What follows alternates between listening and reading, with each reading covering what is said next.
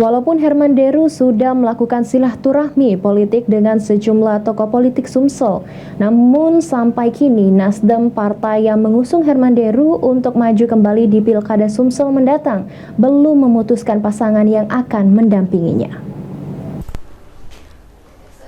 Herman Deru, mantan Gubernur Sumsel periode 2018-2023, dalam beberapa waktu terakhir telah melakukan sejumlah silaturahmi politik dengan sejumlah tokoh politisi Sumsel seperti John Cik Muhammad, Heri Amalindo, serta Askolani dan Ci Ujang.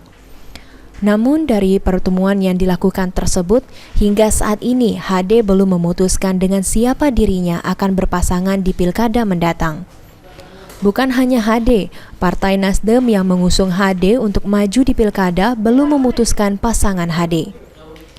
Disampaikan oleh Sekretaris DPW Nasdem Sumsel Syamsul Bahri, jika mereka masih mencari solusi yang tepat untuk menjadi pasangan Herman Deru di Pilkada Sumsel mendatang. Sampai saat ini menurut Syamsul, tingkat kepercayaan warga terhadap mantan Bupati Oku Timur II periode masih cukup tinggi, yaitu 80%.